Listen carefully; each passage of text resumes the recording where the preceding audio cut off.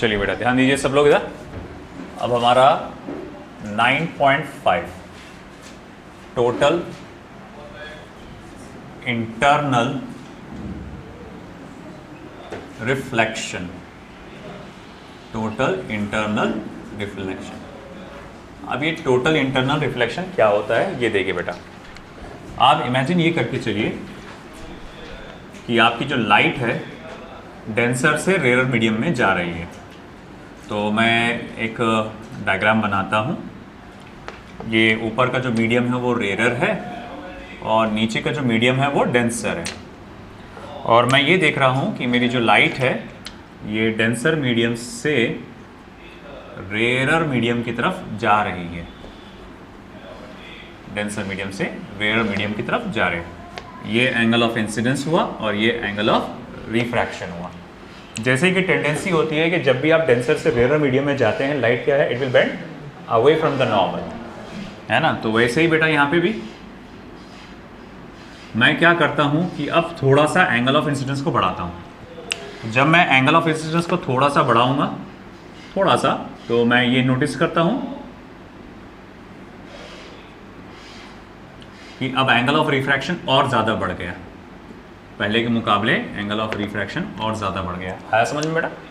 फिर उसके बाद मैंने क्या किया, मैं एंगल ऑफ इंसिडेंस को और बढ़ाते चला गया।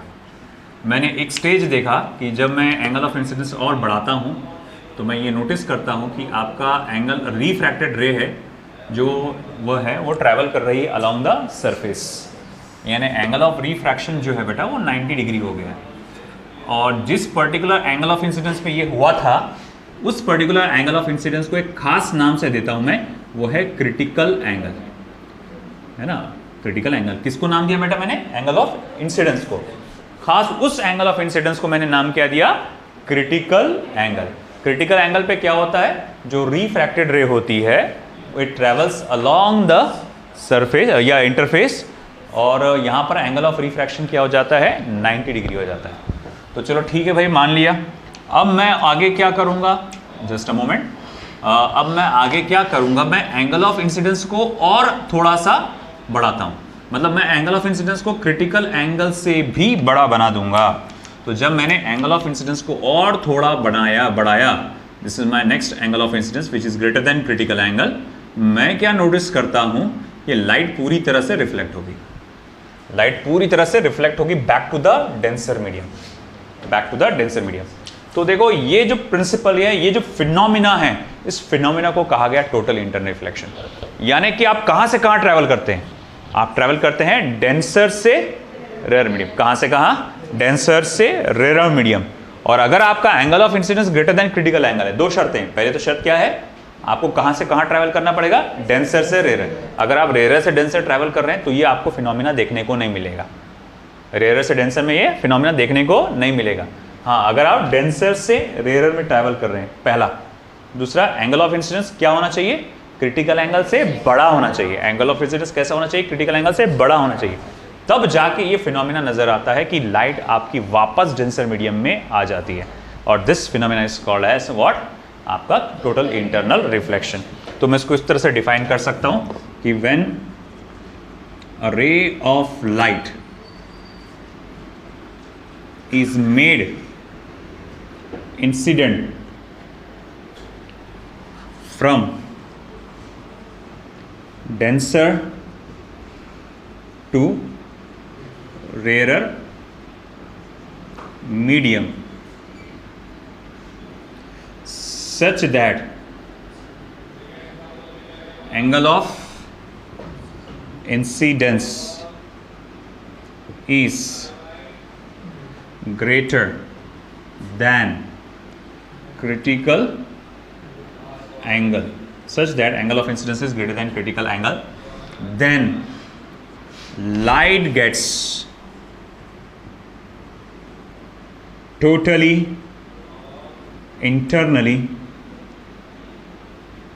reflected in denser medium. This phenomena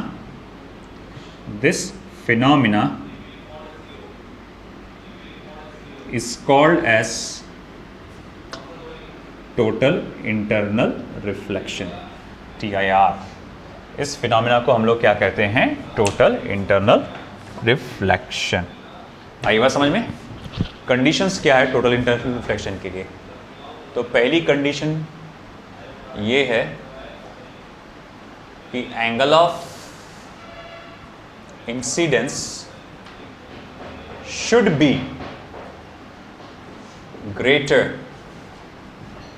then angle of या क्रिटिकल एंगल। पहली ये शर्त है, दूसरी शर्त होना चाहिए थी वैसे। दूसरा, लाइट शुड ट्रैवल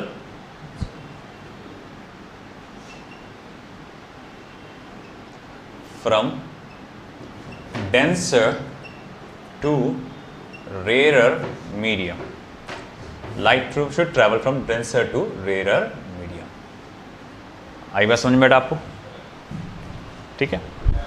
और अक्सर ये होता है फिर हमको मीडियम का क्रिटिकल एंगल निकालना है। अब हम मीडियम का क्रिटिकल एंगल कैसे कैलकुलेट करेंगे? तो चलिए देखते हैं। अब आपकी लाइट देखो, इवैल्यूएशन मैं यहाँ डाल देता हूँ छोटा सा, इवैल्यूएशन ऑफ क्रिटिकल एंगल। हम क्रिटिकल एंगल का इवैल्यूएशन कर रहे हैं। देखो आपकी लाइट डेंसर से रेयर मीडियम में जा रही है। लाइट कहाँ से कहाँ जा रही है बेटा? डेंसर से रेयर मीडियम में जा रही है। एंगल ऑफ इंसिडेंस मान लो क्रिटिकल एंगल के बराबर है, तो एंगल ऑफ रिफ्रैक्शन किसके बराबर होगा?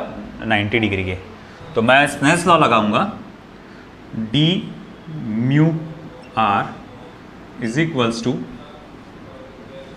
Sine of I upon sine of R, that is equals to sine of I C upon sine of 90 degree. Sorry, sine रह गया, 90 लिख दिया, साइन 90 डिग्री। मैं यहाँ लिख सकता हूँ that is sine of I C is equals to sine of 90 degree multiply by D mu R. ठीक है। अब ऐसा है, साइन 90 की वैल्यू क्या होती है बेटा? 1। तो मैं यहाँ लिख सकता हूँ देखो, sine of I C is equals to 1 multiply by, मैं इसको ऐसा लिख सकता हूँ आर म्यू डी, यानी कि refractive index of denser medium with respect to the rare medium, है ना? ये डी म्यू आर था ना, refractive index of rare medium with respect to denser medium था। जैसा हमारे पास असल में वैल्यूज काय की होती है, मेरे पास रिफ्रैक्टिव इंडेक्स ऑफ ग्लास होता है, मेरे पास रिफ्रैक्टिव इंडेक्स ऑफ वाटर होता है। तो ज़्यादातर जो मेरे पास वैल्यूज होती है वो होती है refractive index of denser medium with respect to the rare, है कि नहीं? जैसा ग्लास का रिफ्रैक्टिव इंडेक्स दिया रहेगा, वाटर का रिफ्रैक्टिव इंडेक्स दिया रहेगा, तो मतलब पहला मीडियम क्या हुआ होगा? रेयर। दूसरा मीडियम क्या था? डेंसर। यहाँ पर लाइट कहाँ से कहाँ ट्रैवल कर रही है? डेंसर से रेयर, है ना? लाइट डेंसर से रेयर में ट्रैवल कर रही है। इसीलिए जब मैं स्नेल्स लॉ लगाऊंगा तो क्या लिखूंगा? Refractive index of rare to denser. मतलब क्या हुआ कि अगर लाइट मान लो ग्लास से एयर में जा रही है, ग्लास से एयर में जा रही है, तो जब मैं स्नेल्स लॉ लगाऊंगा तो वो क्या आएगा? Refractive index of air with respect to glass. मगर तुम्हारे पास इस चीज़ का फॉर्मूला है कि वैल्यू है क्या? Refractive index of air with respect to glass का है क्या? नहीं। तुम्हारे पास ये वैल्यूज रहती है, कौन सी? Refractive index of glass with respect to air, जिसको हम लोग absolute refractive index of glass कहते हैं। हाँ हाँ, तो रहता ये यहाँ पर है, अपन ने फॉर्मूले को जो मॉडिफाई किए ना, तो यहाँ refractive index of denser with respect to rare. मगर जब मेरी लाइट फर्स्ट मीडियम से सेकंड मीडियम में जा रही है, लाइट कहाँ से कहाँ जा रही है? फर्स्ट मीडियम से सेकंड मीडियम में जा रही है, तो मैं क्या बोलता? Refractive index of second medium with respect to first, है ना?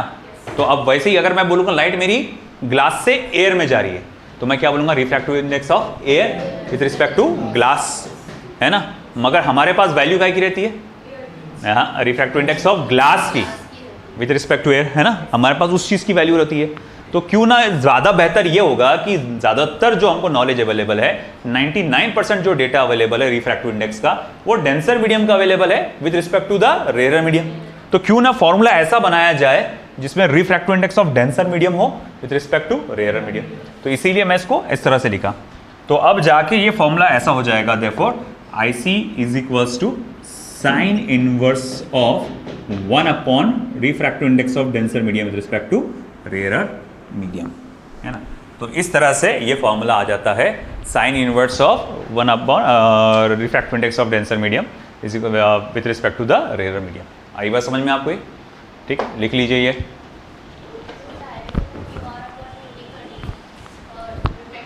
आगे जाके हाँ तो वो तो यहाँ पर भी कर सकते। कैसा बोलना चाह रहे हैं आप यहाँ पर? जैसा आर म्यू डी है तो उसको आप लिखो बोले mu D upon mu R और ऊपर म्यू आर नीचे म्यू डी।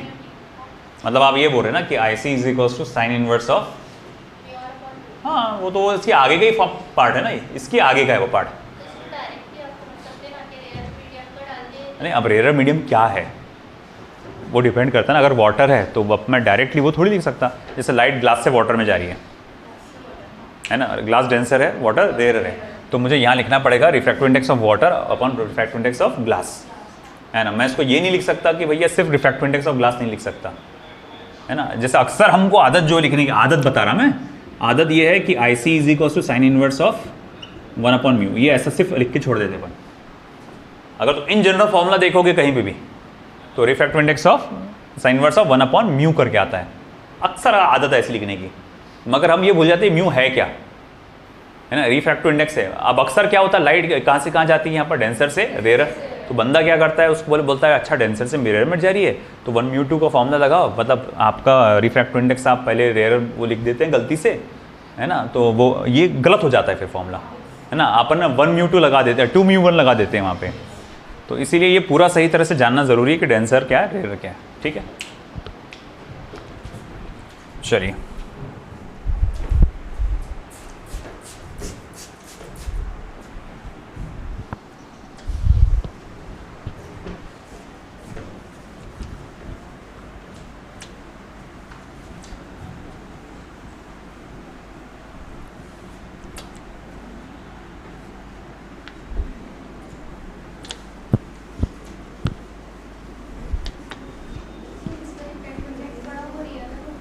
नहीं बेटा डेंसर होता है।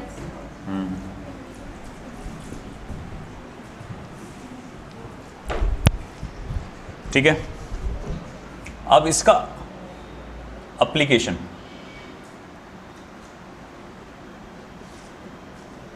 एप्लीकेशन में हम बस रफ एक एप्लीकेशन देखेंगे, कैलकुलेशंस वो सब नहीं देखने वाले।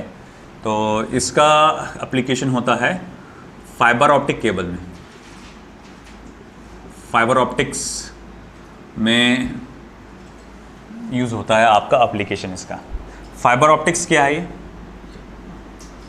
देखो जैसे हमारे सादे वायर होते हैं, है ना, सादा वायर होता है, उसमें बीच में मेटल का एक रॉड होता है या वायर्स का एक गुच्छा होता है और वो इलेक्ट्रिसिटी की मदद से डेटा को लेके जाता है। और अब हम लोग ने देखा कि जैसा कि पहले ज़माने में जब डेटा ट्रांसफ़र किया जाता था, जैसे मुझे एक जगह से दूसरी जगह पे डेटा को कोई ट्रांसफ़र करना है in the form of Telegram, in the form of voice note या कॉल के फॉर्म में, कोई भी चीज़ के फॉर्म में, तो अब होता ये था कि वो इलेक्ट्रिक सिग्नल के फॉर्म में ट्रैवल होता था। पहले आप ऑडियो सिग्नल को इलेक्ट्रिक सिग्नल में कन्वर्ट कर, या कोई भी एनालॉग सिग्नल जो होता था, और एनालॉग का मतलब क्या होता है, ऑडियो वीडियो ये सब जो चीज़ें होती है एनालॉग बोलते हैं, पिक्चर्स, तो वो क्या करता था, एनालॉग सिग्नल को इलेक्ट्रिकल सिग्नल में कन्वर्ट करता था। वो इलेक्ट्रिकल सिग्नल ट्रैवल करता था। जैसे फॉर एग्जांपल मुझे क्या करना है, यहाँ से यूके में मेरे कोई रिलेटिव है, उनको यहाँ से मेरी फैमिली की फ़ोटो भेजना है। हम लोग क्या करते थे पुराने ज़माने में, फिर उसको स्कैन करते थे और स्कैन करने के बाद वो डिजिटली कन्वर्ट होता था, तो एनालॉग से डिजिटल में कन्वर्ट हुआ। अब वो डेटा भेजना है, तो जब मैं सेंड का बटन दबाता था तो वो भाई पूरा वो इलेक्ट्रिकली कन्वर्ट होता था वो डेटा, और वो इलेक्ट्रिकल सिग्नल के फॉर्म में ट्रैवल करता था। कहाँ तक? मेरे जहाँ तक ट्रांसमिशन एंटीना होगा वहाँ तक। तो मेरे शहर का या जो भी मेरे कस्बे का जो ट्रांसमिशन एंटीना होगा वहाँ तक वो इलेक्ट्रिकल सिग्नल के फॉर्म में ट्रैवल करता था, और फिर वो जाता था और फिर वो डेटा भेजता था आपके सैटेलाइट को, फिर वो सैटेलाइट लिंक करता था या फिर उसके आयनोस्फीयर के ऊपर लिंक होता था, उसका अपलिंक बोलते हैं इसको। तो वहाँ से लिंक होकर फिर क्या होता था, वो एक रिसीवर एंटीना रहता आपका, मान लो जहाँ यूके भेज रहे थे ना अपन, तो लंदन में कोई जो अपने लंदन में जो रिलेटिव रहते, तो लंदन के शहर का एक रिसीवर एंटीना होगा, तो रिसीवर एंटीना उस सिग्नल को रिसीव करेगा, है ना, वो इलेक्ट्रिकल सिग्नल। फिर क्या होता, फिर वो वापस से आपके फिर वो वायर्स के थ्रू जाएगा आपके कंप्यूटर तक के। फिर वो जब कंप्यूटर तक जाएगा फिर आप उसको डेटा को बाहर निकालते थे, है ना। मान लो फ़ोटो थी तो वो फ़ोटो को आप मान लो प्रिंट कर रहे हैं, तो प्रिंट करके आप जो स्कैन की हुई फ़ोटो थी उसको आप निकाल रहे बाहर। आप ये नोटिस करेंगे कि भाई जब ये यहाँ तक पहुँचा तो वो जो फ़ोटो थी वो बहुत ज़्यादा धुंधली हो गई, है ना। ये हुआ था मेरे साथ, जैसा कि मेरे एक नाना थे यूके में, तो उन्होंने मुझे फ़ोटो भेजे थे वहाँ की, जस्ट वहाँ की फैमिली फ़ोटो भेजे थे, तो ईमेल किए उन्होंने रेडिफ में। और बहुत पुरानी बात है, जब स्कूल टाइम की बात है मेरे, जब इंटरनेट का थोड़ा थोड़ा चल रहा था मामला। तो जब मैंने वो प्रिंट करवाया तो वो पूरी धुंधली धुंधली फ़ोटो आ रही थी, मतलब यार कुछ भी मतलब मुश्किल से ठीक से जम नहीं रहा था ख़ास। तो वहाँ पर कैसा था, वहाँ तो सिग्नल्स काफ़ी स्ट्रॉन्ग थे वहाँ पे, तो वहाँ तो फाइबर ऑप्टिक का इस्तेमाल हो गया था, मगर यहाँ पर जो है वो अभी तक इतना डेवलप नहीं हुआ था डेटा। तो एक तो टाइम बहुत लगा आने के लिए यहाँ पे, है ना। और फिर उसके बाद अब यहाँ पर वो जो डेटा आया उसमें बहुत ज़्यादा क्या थी, डिस्टॉर्शन था। वो यूँ था क्योंकि इलेक्ट्रिकल सिग्नल जब जाता है वायर्स में तो उसमें एनर्जी का बहुत ज़्यादा लॉस होता है। एनर्जी का क्या होता है, बहुत ज़्यादा लॉस होता है। फिर साइंटिस्ट लोगों ने सोचे यार किसी और चीज़ का यूज़ करना चाहिए, तो धीरे धीरे उन्होंने ये सोचे कि देखो भाई क्यों ना हम एक ऐसे मटेरियल का इस्तेमाल करें जो लाइट को अपना ज़रिया बनाए अपने डेटा को पहुंचाने का। लाइट को क्या करे, ज़रिया बनाए डेटा को पहुंचाने के। तो उसने क्या किया, इलेक्ट्रिकल सिग्नल के बजाय फाइबर ऑप्टिक केबल क्या करता है, वायर में लाइट को पास करता है। लाइट के फॉर्म में सिग्नल पास होता है यहाँ पर। अब आप सोचोगे सिग्नल सारा लाइट के फॉर्म में कैसे पास होता है, आप खुद सोचो इलेक्ट्रिक के फॉर्म में कैसे सिग्नल पास होता है।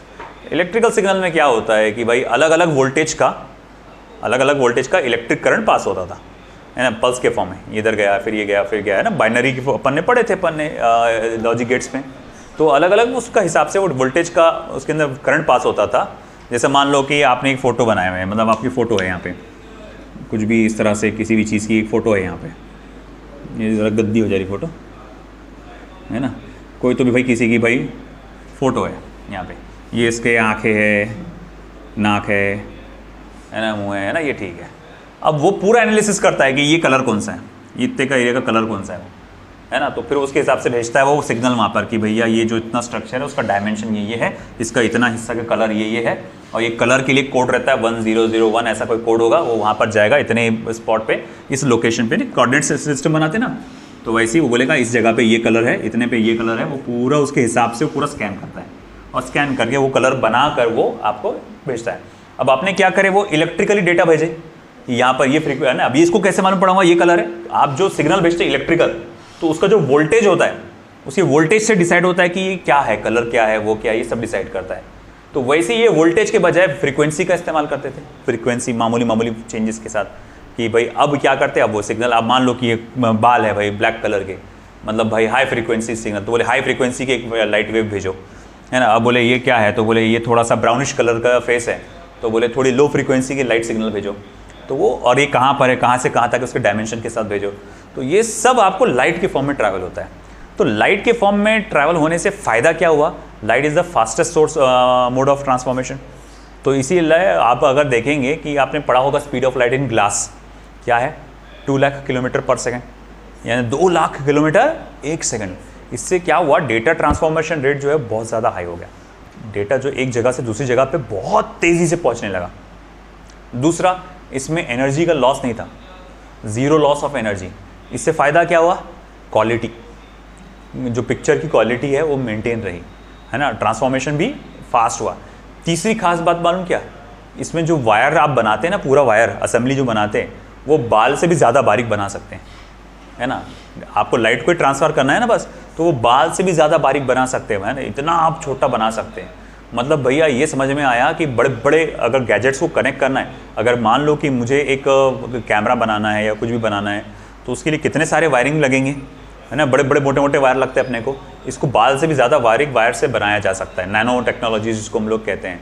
और इसी की वजह से आज जो आप देखते हैं ना, एंडोस्कोपी हो रही है, आप मेडिकल फील्ड में एंडोस्कोपी करते हैं, है ना, ऑपरेशन करते हैं, बहुत सारे अलग अलग आप ये सब इस केबल की मदद से हुआ। आपको भले ही लग रहा होगा मेरी फील्ड का नहीं है, मेडिकल में तो भर भर के फील्ड में इस नॉलेज इसका आएगा, तुमको इसके बारे में पढ़ना पड़ेगा ये सब चीज़ों को। क्यों भैया, आप जो भी डिवाइसेस इस्तेमाल करते हैं इंटरनल ऑपरेशन के लिए, आप जो कैमरा डालते हैं, आप एंडोस्कोपी कर रहे हैं, गले में से कैमरा डालते हैं ना वायर के थ्रू, तो भैया ये जा रहा है अंदर पेट के अंदर, पूरा जाके फ़ोटो वोटो ले रहा है। अब भाई इतने सारे कंपोनेंट्स है उस कैमरा में, उसको कनेक्ट करने के लिए वायर चाहिए होगा ना। और अगर अपन सादे वायर से अरे के कनेक्ट करते बैठेंगे ये मोटा बनेगा, भैया वो तो बहुत ज़्यादा बड़ा हो गया, मुँह में नहीं घुसेगा, बोले लोग ज़बरदस्ती डाल बोले, ऐसे थोड़ी चलता है भाई, है ना। अब ऐसा है आजकल तो भाई आर्टरीज के अंदर ऑपरेशन हो रहा है ना, वो इंजेक्ट करते हैं, उसके अंदर वायर्स जाता है ऐसा पूरा, उसके अंदर वहाँ देखते फैट, वहाँ पर पूरा उसको फुला के वो कुछ करते, पूरा फैट निकाल लेते, क्या क्या करते उतना मेरे को नहीं मालूम, है ना। अरे ब्रेन के ऑपरेशन हो रहे हैं ना, नाक में से डालते पूरा ऐसा ट्यूबर निकालना है तो पूरा वो जाता उस जगह पे, इतना ट्रिम करके फिर उतने पार्ट को बाहर निकाल लेता वो। तो भाई तुम सोचो ये इतने सारे डिवाइसेस जो काम कर रहे हैं ना वो इस केबल की मदद से काम कर रहे हैं, है ना। आज हम लोग 5G डेटा एंजॉय कर रहे हैं, आगे जाके 6G भी होने वाला है ना। इतना फास्ट है, चलो फटाफट फटाफट, है ना। पहले एक ज़माना था लोडिंग लोडिंग लोडिंग लिखा हुआ आता था ना, चल रहा तो 2G तुमने इस्तेमाल किया क्या यंग एज में? 2G तुम तो होश नहीं होगा, जब मैं स्कूल कॉलेज में था तब 2G चल रहा था, है ना। नहीं मैं जब graduation just first second year में होऊंगा तब 2G का चल रहा था, लास्ट स्टेज पे था 2G। तो 2G इस टाइम लास्ट स्टेज पे था, 3G आने वाला था, तो उस टाइम 2G चल रहा था। तो भाई वो कैसा, हम लोग एक फ़ोटो डाउनलोड करके खुश हो जाते थे है ना। वो कब ओपन हो छोड़ देते थे तो हाँ बातें करते बैठ जाते थे, देखते थे ओपन हुआ क्या, हाँ ओपन हो गया बोले, अब डाउनलोडिंग पे छोड़ते थे धीरे धीरे कितना, हालांकि वो कुछ फ़ोटो KBs की रहती थी, कुछ KB, बोले अगर 1 MB की फ़ोटो है ना तो बोले बहुत high definition MB high definition की है। आज तो 1 MB किसको बोलते हैं भाई, है ना। तो अब आप सोचो, अब उसके अंदर इतना हुआ, ज़बरदस्त ट्रांसफॉर्मेशन हो गया। आज तो फिर 3G आया, थोड़ा फास्ट हुआ, डाउनलोडिंग फास्ट हुई वहाँ पर, है ना। एक गाना अगर सॉन्ग हम लोग डाउनलोड करते थे तो 5-10 मिनट लगता था पूरा कुल मिला के उस वक्त, और हम लोग खुश हो जाते थे कि चलो भाई फास्ट हो गया। फिर 4G आया, उधर ये तो विद इन ब्लिंक, है ना। अब तो 5G तो उससे भी ज़्यादा फास्ट है कि नहीं। तो अब ये जो 5G आ गया माशाल्लाह से एकदम फास्ट है डेटा ट्रांसफॉर्मेट, आज काफ़ी अपन इंजॉय कर रहे हैं इस चीज़ को, है ना। इससे क्वालिटी भी ज़्यादा सुधर गई अब चीज़ों की, है ना। अब हाई डेफिनेशन वीडियोज़ आप देख पा रहे हैं ज़्यादा। तो ये सब चीज़ें जो पॉसिबल हुई फाइबर ऑप्टिक, है ना। क्या हुआ, हम लोगों ने फाइबर ऑप्टिकल केबल का नेटवर्क बढ़ाते चले गए, है ना। मगर ये वायर ऐसा सादा वायर नहीं है कि भाई चलो ठीक है एक मेटल था उसके ऊपर प्लास्टिक का कोट कर डाले बस, नहीं। ये बहुत सेंसिटिव और बहुत डेलिकेट मटेरियल होता है, तो इसको बहुत प्रिसीजन से हैंडल करना पड़ता है ना। तो ये चीज़ों को बनावट कैसी है उसके बारे में हम थोड़ा सा देख लेते हैं। वायरलेस चार्जिंग नहीं, इसके जैसे नहीं है, वो अलग चीज़ है, वो इलेक्ट्रोमैग्नेटिक वेव्स के जैसे होती है। वायरलेस है ना, वायर ही नहीं है ना वहाँ पे है ना। तो अब देखो ये सबसे पहला अंदर का लेयर जो आता है वो कोर होता है, सबसे पहला अंदर का लेयर, ये क्या होता है, core. Core generally glass plus fibre का मिक्सचर होता है, ग्लास प्लस फाइबर, जिसका रिफ्रैक्टिव इंडेक्स थोड़ा सा μ = 1.7 के आसपास होता है, ठीक है। फिर उसके बाद एक प्योर ग्लास की कोटिंग डाली जाती है उसके ऊपर, प्योर ग्लास की कोटिंग डाली जाती है जिससे हम लोग कहते हैं क्लैडिंग, है ना, क्लैडिंग कहा जाता है। और ये प्योर ग्लास से बना होता है, तो जिसका रिफ्रैक्टिव इंडेक्स आपका 1.5 होता है। फिर उसके बाद एक हार्ड प्लास्टिक का बेस डाला जाता है उसके ऊपर, ताकि वो उसको स्ट्रेट होल्ड करके रख सके। इसको बेंड नहीं कर सकते ना, कांच का बना हुआ है वो, ज़्यादा बेंड नहीं कर सकते उसको। तो ये एक होता है जिसको हम लोग कहते हैं आपका बफर। और फिर एक आपकी शीट होती है हल्की सी कवरिंग शीट, जो आप जिसको कहते हैं जैकेट, एक कवरिंग शीट होती है जैकेट। आप क्या करते हैं कि ये डायमीटर छोटे से छोटा रखते हैं ताकि एंगल ऑफ इंसिडेंस बड़े से बड़ा हो। उससे फ़ायदा क्या होता है कि एक हायर लार्जर एंगल पे लाइट इस तरह से लार्जर एंगल पे लाइट इस तरह से जाएगी इधर, और देखो कोर से वो कहाँ जाने की कोशिश कर रही है, क्लैडिंग में। कोर का डेंसर मीडियम, कोर का रिफ्रैक्टिव इंडेक्स ज़्यादा है, that means it is a denser medium, और इसका रिफ्रैक्टिव इंडेक्स कम है, जिसके तहत फिर वो वहाँ पर से यूँ रिफ्लेक्ट हो जाती है, फिर उसके बाद यहाँ से रिफ्लेक्ट होकर आगे जाती है। तो इस तरह से मल्टीपल रिफ्लेक्शंस कर करके वो क्या करती है, एक जगह से दूसरी जगह पहुँचती है। और इससे क्या होता है कि आपका डेटा ट्रांसफ़र रेट क्या हो जाता है, बहुत ज़्यादा हाई होता है। देखिए आप ये बना लीजिए,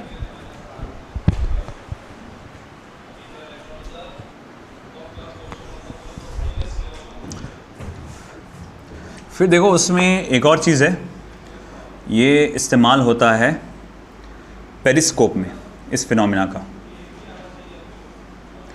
the phenomena of total internal reflection, periscope. Periscope हम लोग जनरली सबमरीन में यूज़ करते हैं।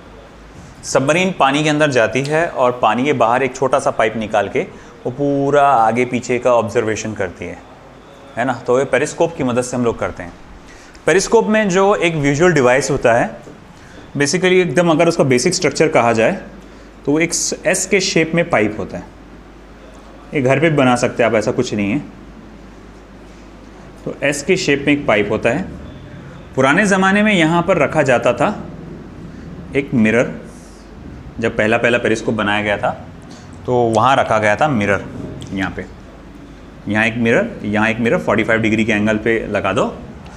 एस्टिमेशन ये था कि लाइट यहाँ से आएगी, रिफ्लेक्ट होगी इस तरह से 2 बार, और फिर उसके बाद यहाँ पर जो भी आपका जो मरीनर होगा, जो कैप्टन होंगे आपके शिप के, सबमरीन के, वो उसे ऑब्जर्व करते थे, है ना। यानी कोई दुश्मन का जहाज़ अगर है वहाँ पे, लाइट उसे टकरा के यहाँ से ऐसा जाके, लाइट कोई भी चीज़ को देखने के लिए क्या चाहिए आपको, लाइट उस चीज़ से टकरा के मेरे आंखों में एंटर हो, बस ये चाहिए। तो वो सबमरीन से या जो भी बाहर के एक बड़ा जहाज़ होगा उससे टकरा के लाइट इसमें एंटर होती थी, वो आंखों तक पहुँचती थी। तो हमारा मेन टारगेट ये था कि हम किसी तरह यहाँ पर जो देखते थे लाइट को 90 डिग्री के एंगल से बेंड करते थे। तो ये फिनोमिना, इसी चीज़ के लिए हम लोग ने एक ग्लास प्रिज्म का इस्तेमाल किया। यहाँ पर एक ग्लास प्रिज्म लगा दिया, यहाँ पे जो राइट एंगल ग्लास प्रिज्म था, इस तरह से यहाँ पर मैंने एक लगा दिया। इसी तरह यहाँ पर भी एक राइट एंगल ग्लास प्रिज्म मैंने यहाँ पे लगा दिया। अब ये काम कैसे करता था तो देखिए,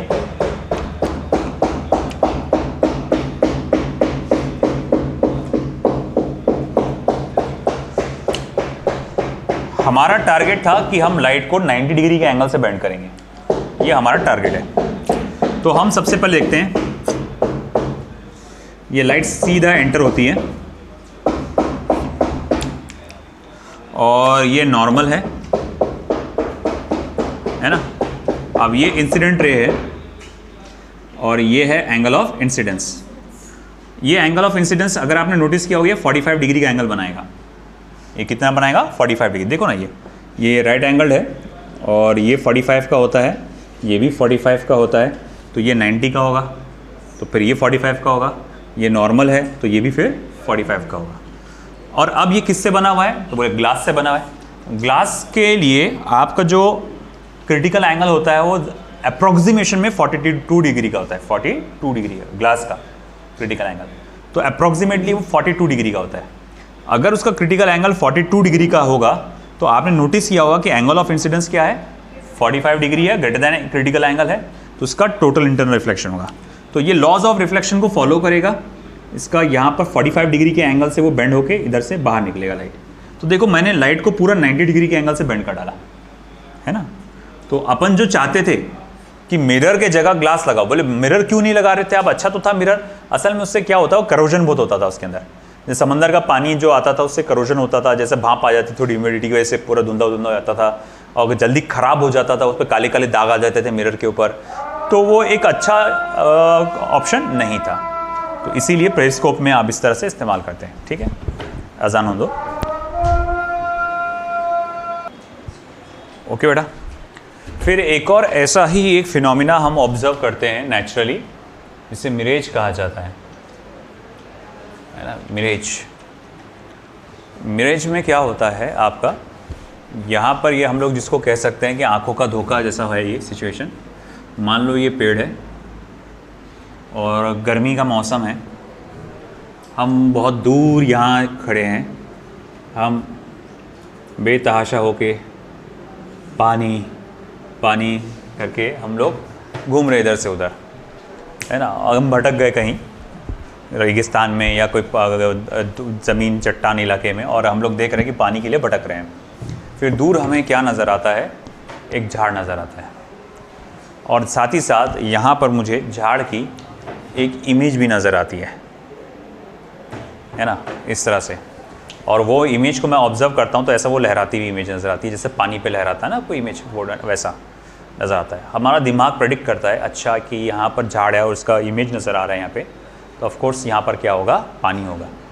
और हम क्या करते हैं, दौड़ते भागते हुए यहाँ पर जाते हैं, भागते पानी पानी पानी करके, है ना। और फिर उसके बाद हम जब पहुँचते हैं करीब, थोड़ा करीब पहुँचने पे एक स्टेज ऐसा आता है जब देखने में आता है कि वहाँ कोई पानी नहीं है, एक गर्म ज़मीन है, बस धूल भरी गर्म ज़मीन है, चट्टान है। और इस वजह से कई लोग रेगिस्तानों में उसमें मारे जाते हैं, क्योंकि पहले एनर्जी कम रहती, जैसे तुमको पानी नज़र आता तो तुम दौड़ भाग के जाते हैं उसके पास, और फिर तुम सोचते भाई जब करीब पहुँचते एनर्जी वेस्ट करके तुम पहुँचे वहाँ पे, अपना बॉडी का वाटर वेस्ट करके पहुँचे, और जब देखे नोटिस किए तो वहाँ पर तो पानी नहीं है। तो ये जो धोखा होता है this is due to total internal reflection. बोले ऐसा क्यों होता है? तो देखो क्या होता है, जब गर्मी के मौसम में बहुत ज़्यादा हीट पड़ती है, मान लो ये सूरज है, तो इससे बहुत ज़्यादा हीट निकलने की वजह से ज़मीन जो बहुत ज़्यादा सनरेज अब्जॉर्ब करके टेम्परेचर अपना अच्छा खासा बढ़ा लेती है। फिर होता क्या है कि देखो हम देखते हैं कि कुछ रेज ऑफ लाइट झाड़ से टकराती है, टकरा के डायरेक्ट ऑब्जर्वर के आंखों में एंटर करती है, तो जिसकी वजह से मुझे झाड़ नज़र आता है। नॉर्मली होना क्या चाहिए था, नॉर्मली ये होना चाहिए था कि जो रेज ऑफ लाइट ज़मीन पे आई, ज़मीन उस रेज ऑफ लाइट को क्या कर लेगा, एब्जॉर्ब कर लेगा, और वो मुझे नज़र नहीं आएगा, है ना, क्योंकि वो तो ज़मीन ने एब्जॉर्ब कर लिया।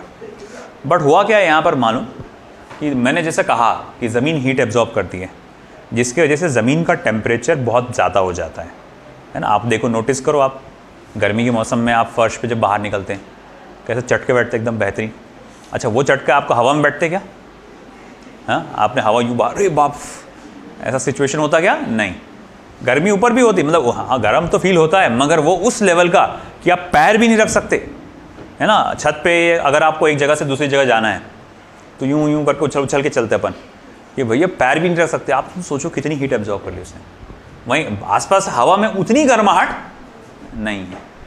तो वो हुआ कि ज़मीन ने गर्मी एब्जॉर्ब कर ली, तो वो टेम्परेचर ज़्यादा हो गया, तो उसके आसपास का जो मीडियम है, मैं इतना मीडियम बोल सकता हूँ, है ना, ये मीडियम जो है ये रेयर हो जाता है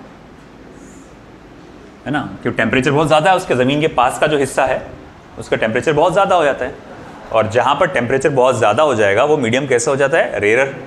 जिसके तहत क्या होता है कि देखते हैं कि देखो यहाँ आपका डेंसर है, फिर मीडियम, ये मीडियम कंपैरेटिवली कैसा है, तो बोले ये मीडियम तो उसके कंपैरिजन में डेंसर है, क्योंकि यहाँ टेम्परेचर पहले कम है ना। आप थोड़ा ऊपर वाला हिस्सा पकड़ेंगे हवा का, तो यहाँ पर जैसे हवा में, तो वो डेंसर रहेगा।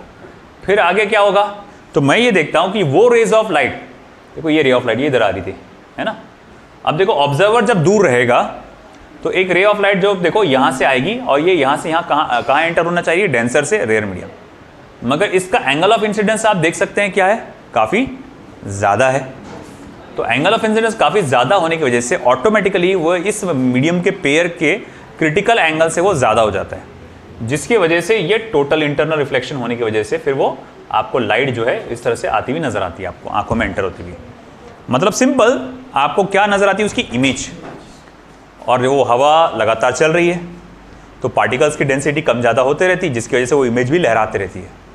और अपने को क्या प्रेडिक्ट होता है, ऐसा कहाँ होता है, पानी में। हमको माइंड जानता हमारा, उसको आदत है पानी में ऐसी इमेज देखने की, तो माइंड अपने मन से क्या बना लेता कंक्लूजन कि वहाँ पर क्या है, पानी है, और फिर वो दौड़ते भागते हुए जाता उसके पास यहाँ से।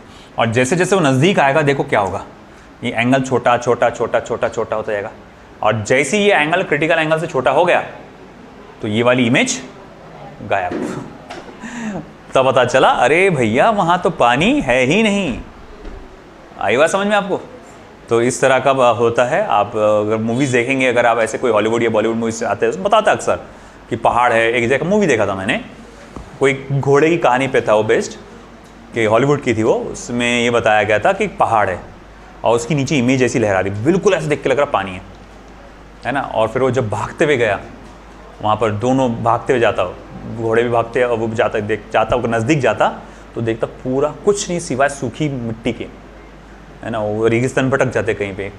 और मैंने एक और मूवी सजेस्ट किया था, मतलब देखना, मतलब इससे पता चलता अपन जहाँ रह रहे हैं, our nation India, we are so fortunate कि हम लोग यहाँ रह रहे करके, है ना। वो गोट करके एक मूवी आई थी, है ना, ग्रेटेस्ट ऑफ ऑल टाइम। नहीं वो नहीं है शायद, गोट नहीं, सॉरी, क्या नाम बताया था मैंने, गोट अलग मूवी है, साउथ इंडियन मूवी है, वो केरला की है, बेस्ट नाम भूल गया उसका मैं। तो उसमें यही बताया कि वो बंदा इंडिया का रहता, वो सऊदी में जाता काम करने के लिए, वो गलती से एक गलत उस पर चले जाता, तो वहाँ पर वो सालों साल उसको कैद करके रख देते, मतलब काम के लिए कैद करके रख देते।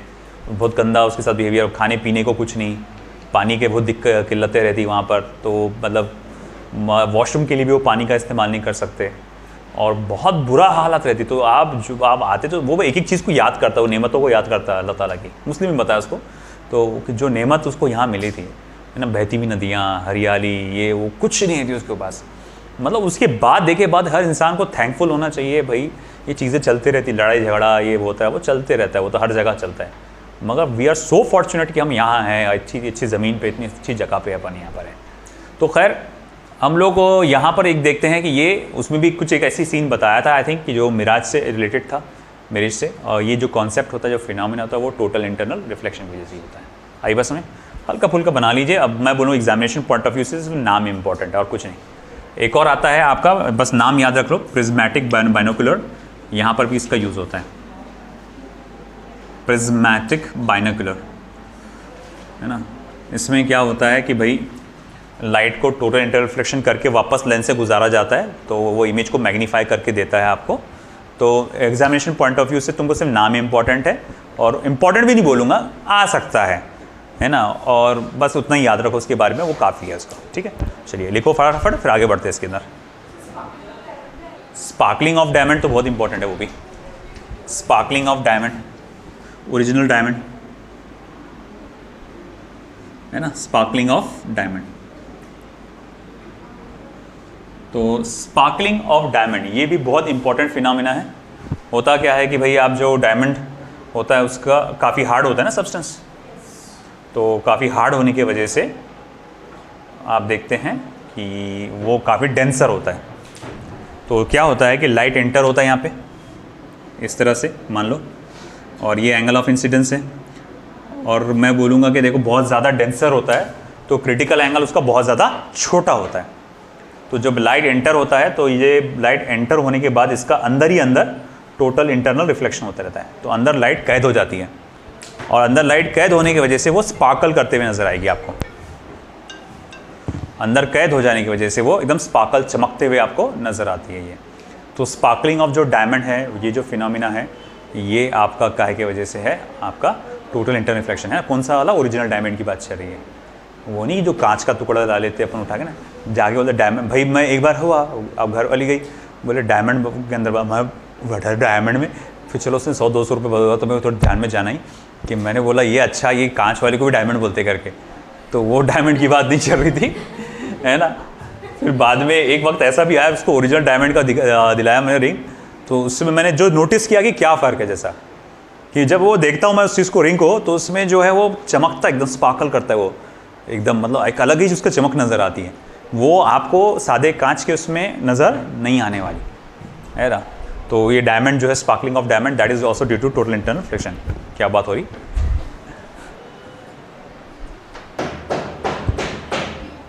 तो अब हमारा है isotropic light source, field of vision of fish और स्विमर। असल में जैसा कि अगर मैं यहाँ पर फ़िलहाल इस जगह पे जहाँ खड़ा हूँ, जब मैं ऑब्ज़र्व करता हूँ सारी दुनिया को, आसपास को, तो ये मुझे आसपास की दुनिया जो है मुझे 180 डिग्री एंगल के कोण में नज़र आती है। जैसे कि अगर मैं देखूंगा तो मैं मेरा ये राइट हैंड भी देख सकता हूँ, मैं लेफ्ट हैंड भी देख सकता हूँ, हालांकि धुंधला नज़र आ रहा मगर देख सकता हूँ मैं। तो अगर मैं बोलूँगा ये मेरा जो विजन एंगल कितना है, तो आप बोलेंगे 180 डिग्री, है ना। मगर जब मैं पानी में जाता हूँ तो वही ये जो विजन एंगल है वो सिमट के हो जाता है, ये कम होते जाता है। जितना गहराई में जाओगे ये विजन एंगल कम कम कम कम होते चले जाता है। तो बात वही हो रही है कि जो आपको आप ऊपर की जो दुनिया है, बर्ड्स है, ये है सब जो है, ये आपको एक छोटे से सर्कल के फॉर्म में नज़र आती है। और इस सर्कल को अगर आप ऐसा, उससे जो आने वाली रेस को अगर आपने यहाँ पर आंखों तक के उसको ट्रेस बैक किया, तो वो आपको जो है एक कोन के फॉर्म में ये स्ट्रक्चर नज़र आता है। तो ऐसा हुआ क्यों भाई? ऐसा सिंपल सी बात है। देखो कैसा है कि ऊपर यहाँ से सन है हमारा, है ना। तो ये जो सन है, ये लाइट रेस जो चारों तरफ इमिट कर रहा है, अब उसमें से जब लाइट यहाँ से एंटर होती है तो रिफ्रैक्ट होती है। देखो ये इसका पाथ इस तरह से ट्रेस होता है यहाँ पे। तो हम लोग क्या देखते हैं कि भैया इस पर्टिकुलर एंगल से, मतलब ये अगर मैं देखूँगा यहाँ से जो ये वाला पाथ है, अगर आप ये वाला पाथ देखते हैं और मैं ये नॉर्मल बना लूँ, तो ये जो एंगल ऑफ इंसिडेंस है ये क्रिटिकल एंगल से, ये जो है क्रिटिकल एंगल से क्या है, बड़ा हो जाता है। तो अगर यहाँ कोई लाइट सोर्स होता, अगर यहाँ से कोई लाइट सोर्स होता तो वो इस मीडियम को क्रॉस कर पाता था क्या? नहीं। उस लाइट सोर्स का यहाँ पर क्या हो जाता था, टोटल इंटरनल रिफ्रैक्शन हो जाता था। तो इसी तरह से यहाँ पर जब मैं देखूंगा ओके, तो सिर्फ जैसे जैसे मैं ये पॉइंट को यहाँ यहाँ यहाँ यहाँ यहाँ यहाँ नज़दीक लेके आते जाऊँगा, तो मैं क्या देखूंगा, एंगल ऑफ इंसिडेंस धीरे धीरे धीरे धीरे धीरे कम होता जाएगा। और अगेन यहाँ जो पॉइंट आप देख रहे हैं, ये वाला पॉइंट जो आप देख रहे हैं, यहाँ तो एंगल ऑफ इंसिडेंस जो है आपका क्रिटिकल एंगल के बराबर ही होता है ना। अभी पूरी बात गौर से सुनना, थोड़ा कन्फ्यूजन होगा अभी। तो अब यहाँ पर angle of incidence critical angle के बराबर हो जाता है। मतलब ये हुआ कि अगर यहाँ कोई सोर्स ऑफ लाइट होता तो भैया यहाँ से रे ऑफ लाइट ये इधर से आती थी और ऐसा ट्रैवल करके बाहर निकलती थी। अच्छा ठीक है, और बाकी फिर जब मैं इस रीजन में इधर एंटर करता हूँ तो भाई ठीक है, तो यहाँ से तो रे ऑफ लाइट बराबर इस तरह से बाहर निकलेगी, है ना। अब ऐसा है, प्रिंसिपल ऑफ रिवर्सिबिलिटी में हमने पढ़ा है, प्रिंसिपल ऑफ रिवर्सिबिलिटी में पढ़ा है हमने कि अगर यहाँ से यहाँ जाने का रास्ता ऐसा है तो यहाँ से यहाँ आने का रास्ता भी वैसा ही होगा। मतलब अगर रे ऑफ लाइट यहाँ से आ रही है तो ये यहाँ से ऐसे एंटर करेगी, यहाँ से आ रही तो यहाँ से ऐसा एंटर करेगी, यहाँ से आ रही तो ये यहाँ से, आखिरी स्टेज ये रहेगा बस।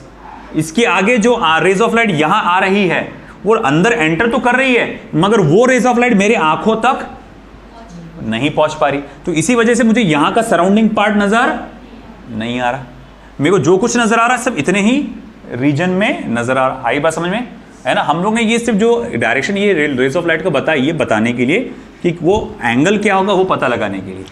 अब ऐसा है, मेरे को ठीक है भैया ये एंगल ऑफ इंसिडेंस है यानी क्रिटिकल एंगल के बराबर है, तो मैं ये जानता हूं कि ये भी IC के बराबर होगा। अब ऐसा है कि फॉर वाटर IC की जो वैल्यू होती है 49 डिग्री होती है। वाटर के लिए आपकी जो IC की जो वैल्यू होती है वो 49 डिग्री होती है। तो मैं पूछूंगा अच्छा ठीक है, ये फिर पूरा एंगल कितना हो जाएगा। या देख अपेक्स एंगल अगर मैं कहूँगा देयरफॉर अपेक्स एंगल थीटा ये रहेगा 2 टाइम्स ऑफ IC यानी 2 टाइम्स ऑफ 49 डिग्री, यानी कि 2 टाइम्स ऑफ 49 मतलब क्या हो जाएगा 98 डिग्रीज। ये हो जाएगा अपेक्स एंगल की वैल्यू। मतलब ये हुआ कि जब भी कोई मछली या कोई स्विमर पानी के अंदर होता है तो जो उसको आसपास की दुनिया जो नजर आती है कोन के शेप में, उस कोन का एंगल कितना होता है 98 डिग्री, है ना। अच्छा चलो ठीक है, ये तो मान लिया कि ये 98 डिग्रीज का एंगल होता है, मगर ये देखो कि ये जो आपका इतना विजन एरिया है हमारा, मतलब पानी के ऊपर जब वो एरिया देखेंगे वो सर्कुलर नेचर का दिखेगा आपको। तो इतना जो विजन एरिया है, उस विजन एरिया का रेडियस कितना होगा, उस विजन एरिया का, है ना, एरिया कितना होगा, अभी हमको वो भी देखना है। चलो ठीक है, वो हम लोग कैसे देखेंगे, तो मैं बोलूँगा देखो कि अगर मुझे विजन एरिया का रेडियस देखना है तो मैं यहाँ लिख देता हूँ रेडियस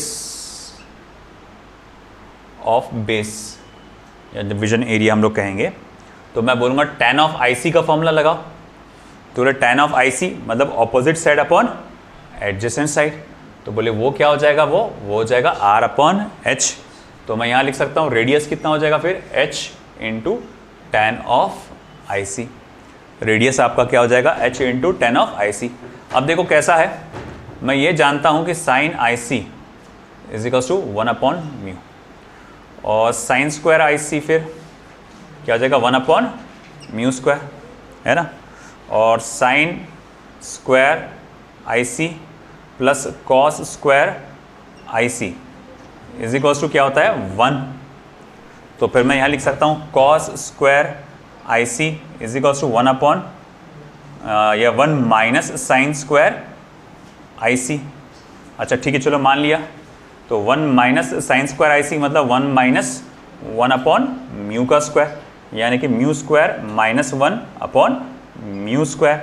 ये मेरे पास किस चीज़ की वैल्यू है, कॉस स्क्वायर IC की। तो मैं बोलूँगा ठीक है देखो tan ऑफ IC कितना होगा, तो बोले वो तो होगा sine of IC upon cos of IC। तो अब एक काम करो फिर कि आप एक काम करो, यहाँ पर tan ऑफ IC के लिए ये साइन ऑफ IC की वैल्यू डालो। साइन ऑफ IC कितना है अपने पास 1 अपॉन म्यू। अच्छा कॉस ऑफ IC क्या होगा, इसका अंडर रूट ले लो, तो cos of IC is equal to under root of mu square minus 1 upon mu. तो फिर ये हो जाएगा under root of mu square minus 1 upon mu. ये वाला म्यू और ये वाला म्यू क्या हो जाएगा, कैंसिल, बचेगा क्या 1 upon under root of mu square minus 1। ये मेरे पास किस चीज़ की वैल्यू आ गई, tan ऑफ IC की वैल्यू मेरे पास आ गई 1 upon under root of mu square minus 1। Okay भाई चलो मान लिया, ये tan ऑफ IC की वैल्यू आ गई। तो फिर मैं बोलूँगा रेडियस ऑफ क्या लिखा जा सकता है, रेडियस को तो देखो R इज इक्वल्स टू आप लिख सकते हैं H इंटू 1/μ² -1, या फिर r is equal to h/√μ² -1। ये मेरे पास का आएगी रेडियस की वैल्यू आ जाती है। ठीक है बेटा, ओके। अब चलो ठीक है, ये आ गई वैल्यू। अब अगर इन केस मैं जैसा कि जानता हूँ म्यू फॉर वाटर क्या होता है 4/3, है ना। तो अगर मैं म्यू इज इक्वल्स टू 4/3 ये वैल्यू डाल देता हूँ यहाँ पे, तो आर की वैल्यू जो कैलकुलेशन के बाद निकल के आएगी वो आएगी 3h/√7। ये आएगी कितनी, 3h/√, हाँ आ गया ना। तो अच्छा ये, हाँ यहाँ पे ये √μ² -1, √μ² -1, हाँ ठीक है, 3h/√7। और अगर कोई आपसे एरिया पूछे तो एरिया क्या होता है πr², तो रेडियस का क्या हो जाएगा πh/μ²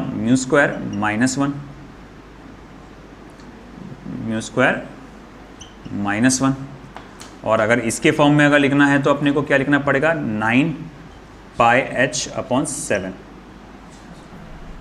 हाँ h का भी स्क्वायर आएगा 9πh²/7। ठीक है, ये एरिया आ जा रहा है। तो इसका ऐसा है कि अगर मैंने इतना एरिया का डिस्क इसके ऊपर ढक दिया तो उसका पूरा विजन जो है बाहर का वो बंद हो जाएगा। आई बात समझ में। तो ये एक इंपॉर्टेंट एस्पेक्ट है जो हमारा लगातार यूज़ में आता है। इसके न्यूमेरिकल्स हम अगले लेक्चर में देखेंगे।